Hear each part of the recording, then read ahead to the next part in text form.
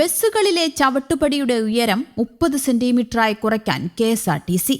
നിലവിൽ 40 സെന്റിമീറ്ററിന് മുകളിലാണ് ചവിട്ടുപടിയുടെ ഉയരം. ആരോഗ്യമുള്ളവർക്ക് പോലും കയറാൻ ബുദ്ധിമുട്ടുള്ള വിധത്തിലായിരുന്നു ചവിട്ടുപടിയുടെ ഉയരം. പരാതികൾ ഉയർന്നതിനെ തുടർന്നാണ് നടപടി. ഇതിനായി എല്ലാ ബസ്സുകളുടെയും ചവിട്ടുപടിയുടെ അളവെടുക്കും. ശേഷം അറ്റകുറ്റപ്പണിയിലൂടെ ഉയരം കുറയ്ക്കും. മോട്ടോർ വാഹന നിയമപ്രകാരവും 2017 നിലയിൽ വന്ന ബസ് ബോഡി കോഡ് പ്രകാരവും ആദ്യ ചവിട്ടുപടി തറനിരപ്പിൽ നിന്ന് 25 സെന്റിമീറ്ററിൽ കുറയാനും 40 സെന്റിമീറ്ററിൽ കൂടാനും പാടില്ല എന്നതാണ് വ്യവസ്ഥ. രണ്ടാമത്തെ പടിക്ക് ഒരടി വരെ ഉയരമാകാം. കെ.എസ്.ആർ.ടി.സിയുടെ ജൻഡം ബസ്സുകളിലും ഇലക്ട്രിക് ബസ്സുകളിലും ചവിട്ടുപടിക്ക് യാത്രക്കാർക്ക് സൗകര്യപ്രദമായി കയറാൻ പാകത്തിലുള്ളതാണ്. കൂടാതെ മറ്റൊരു പദ്ധതി കൂടി നടപ്പിലാക്കുകയാണ്. വിവാഹ സംഘത്തിന്റെ യാത്രയ്ക്കും മറ്റും കെ.എസ്.ആർ.ടി.സി ബസ് വാടകയ്ക്ക് നൽകുന്ന പദ്ധതി വരുന്നു. അധിക വരുമാനം ലഭിക്കാനാണ് കെ.എസ്.ആർ.ടി.സി ബസ്സുകൾ വിവാഹം തുടങ്ങിയ ആവശ്യങ്ങൾക്കായി വിട്ടുകൊടുക്കുന്ന പദ്ധതി വരുന്നത്. സ്പെയർ ബസ്സുകൾ ഉപയോഗപ്പെടുത്തുകയാണ് ലക്ഷ്യം. ഇത് സംബന്ധിച്ച് ജനറൽ മാനേജ് യൂണിറ്റ് അധികാരികൾക്ക് നിർദ്ദേശം നൽകി. വാടക 3500 രൂപ മുതൽ 16,000 രൂപ വരെയാണ്. മിനി ബസ്സുകൾക്ക് 4 മണിക്കൂർ സമയം 40 കിലോമീറ്റർ വരെ ഉപയോഗിക്കാൻ 3500 രൂപയാണ് വാടക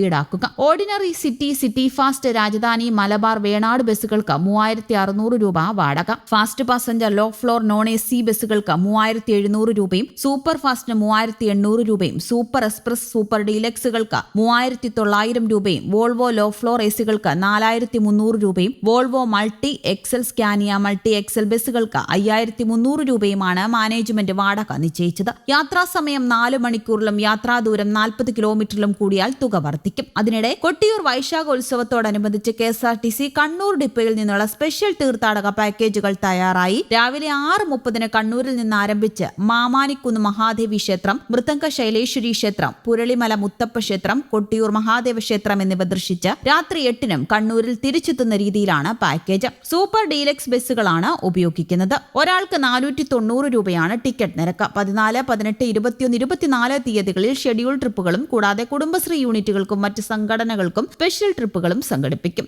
അതുകൂടാതെ കെ.എസ്.ആർ.ടി.സി അടിമുടി മാറുന്നതിന്റെ ഭാഗമായി കെ.എസ്.ആർ.ടി.സിയിലേക്ക് വിളിച്ച മന്ത്രിയുടെ സർജിക്കൽ സ്ട്രൈക്ക് യാത്രക്കാരൻ എന്ന പേരിൽ കെ.എസ്.ആർ.ടി.സി ഡിപ്പോകളിലെ കൺട്രോൾ റൂമിലേക്ക് ഫോൺ ചെയ്ത് ഗതാഗത മന്ത്രി കെ.ബി. ഗണേഷ് കുമാർ കൃത്യമായി മറുപടി നൽകാത്ത 9 കണ്ടക്ടർമാരെ സ്ഥലം മാറ്റി. പരാതികൾ അറിയിക്കാനും ബസ് സമയം അറിയാനുമാണ് കൺട്രോൾ റൂം നടത്തുന്നതെന്നും അദ്ദേഹം പറഞ്ഞു. ഇതിനു മുമ്പും ഗതാഗത മന്ത്രി ഇത്തരത്തിലുള്ള മിന്നൽ പരിശോധനകൾ നടത്തി നടപടിയെടുത്തിട്ടുണ്ട്. കൺട്രോൾ റൂം കൃത്യമായി പ്രവർത്തിക്കുന്നില്ലെന്നും അതിനാൽ ജനങ്ങൾക്ക് പരാതി അറിയിക്കാനും മറ്റു സേവനങ്ങൾക്കുമായി ഒരു ആപ്പ് വേണമെന്നും അദ്ദേഹം കഴിഞ്ഞ ദിവസം പറഞ്ഞിരുന്നു. ഇതിന് പിന്നാലെയാണ് യാത്രക്കാരൻ എന്ന വ്യാജേന മന്ത്രി വിളിച്ചത്. ആദ്യം വിളിച്ചപ്പോൾ ആരും ഫോൺ എടുത്തില്ല. പിന്നീട് എടുത്തപ്പോൾ സംശയങ്ങൾ ചോദിച്ചെങ്കിലും കൃത്യമായ മറുപടി ലഭിച്ചില്ല. തുടർന്നാണ് കെ.എസ്.ആർ.ടി.സി MD-യെ വിളിച്ച ശേഷമാണ് ഡ്യൂട്ടിയിലുണ്ടായിരുന്നവരെ മാതൃവകുപ്പിലേക്ക് അയക്കാൻ അറിയിച്ചത്. വനിതാ ജീവനക്കാർ ഉൾപ്പെടെയുള്ള 9 പേരെയാണ് കാസർഗോഡ് മുതൽ തിരുവനന്തപുരം വരെയുള്ള വിവിധ ഡിപ്പോകളിലേക്ക് സ്ഥലം മാറ്റിയിരിക്കുന്നത്.